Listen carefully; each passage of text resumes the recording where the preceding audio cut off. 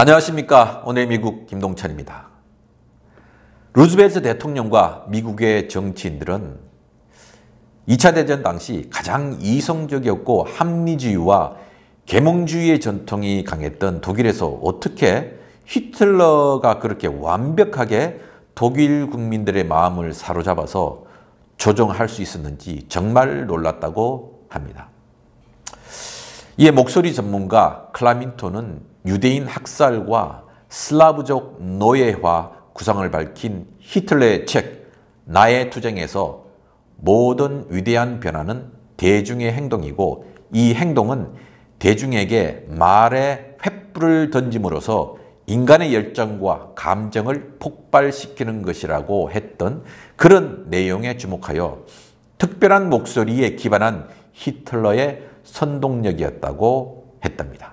그러나 냉정한 독일인들이 히틀러의 선동에 휘둘린 것은 1차 대전 패전과 이에 따른 전쟁 배상금을 지불해야 하는 혹독한 고통에 대한 엄청난 분노가 있었기 때문이라고 더 확인할 수 있습니다.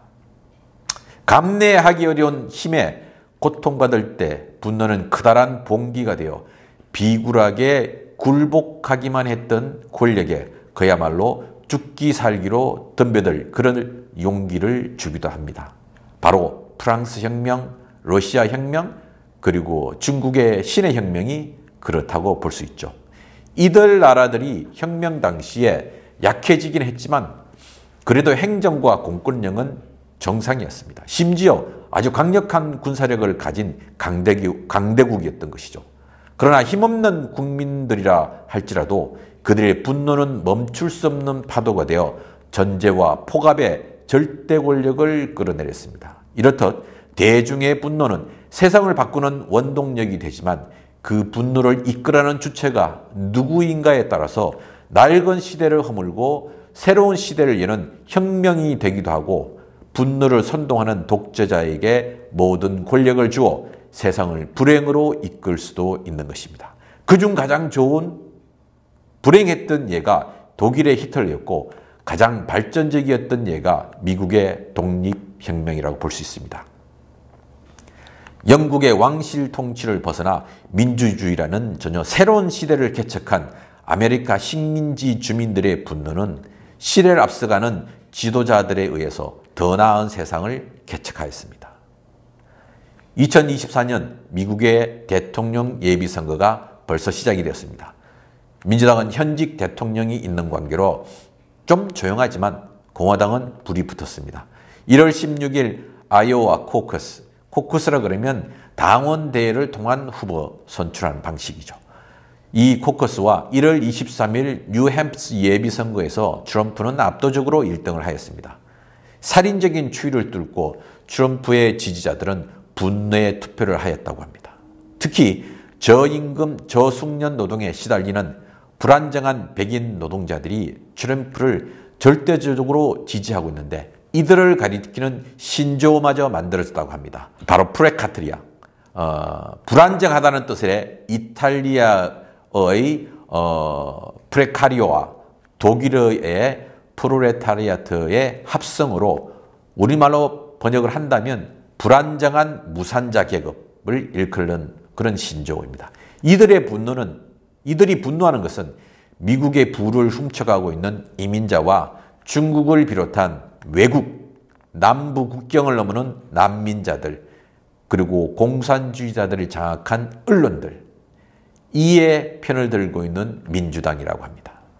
정말로 이민자들이 미국의 부를 빼앗아갔을까요? 정말로 외국 기업들이 미국에 들어와서 미국의 부를 앗아갔을까요? 기축통화로서의 달러를 지배하기 위해서는 미국의 시장이 커야 하고 그러기 위해서는 무역 적자가 기본입니다. 만약에 무역 흑자를 기본으로 한다면 달러는 급격히 기축통화의 지위를 잃게 될 것입니다. 예전에 동아시아에서 조공무역이라고 하는 것들을 많이 들었을 것입니다. 조공이라 그러면 상당히 조공을 하는 입장에서 불쾌하게 보일 수도 있습니다. 그러나 중국과 같은 거대한 경제적으로 앞서가고 있는 나라들은 주위에 있는 나라들과 이런 조공무역 관계를 맺으면서 큰 나라의 이익을 배분해주는 그런 방식을 택했습니다. 작은 나라들은 이 기회에 조공무역을 통해서 중국의 선진 문명과 여러 앞선 문물들을 받아들이는 기회로 삼았던 것이죠. 쉽게 말해서 만주에서 개급대기를 갖고 와서 중국에다가 비단 옷을 바꿔달라고 하는 것과 똑같은 것이죠. 그렇지만 중국은 자신의 국경을 안전하게 하고 또 앞선 대국으로서 자신들이 지위를 지키기 위해서 이런 조공무역들을 허하였는데, 물론 명나라에는 이런 조공무역조차 받지 않으려고 하다 보니까 국경이 늘 불안정했던 것이고, 오히려 그래서 명나라는 일찍 몰락했다고 볼 수 있습니다. 자, 그렇기 때문에 미국도 이런 이 기축통화에서 달러를 중심으로 전 세계를 지배할 수 있는 힘을 갖기 위해서는 무역 적자를 기본으로 할 수밖에 없습니다. 그래야 여러 나라들이 미국의 시장에 들어와서 장사를 하고 미국의 달러를 가져갈 수 있는 것이죠.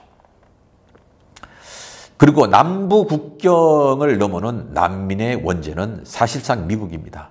7, 80년대 중남미의 독재 정권을 강력하게 지지하여 정상적인 국가에 대한 희망을 잃은 중남미 국민들이 기후변화와 팬데믹, 이런 상황에서 그나마 사람들이 살 수 없는 상황으로 변해버렸습니다. 이러다 보니 돈을 벌기 위해서 미국으로 오는 것이 아니라 살기 위해서 미국의 국경으로 향하고 있는 것입니다. 문제는 분노의 지지자가 있는 반면 분노의 반대자들도 많이 있다는 것입니다. 아마도 2024년 미국 대통령 선거는 비호감 후보 낙선 투표가 특징이 될 것입니다. 서로 상대 후보를 낙선하기 위한 그런 분노의 투표가 되지 않을까.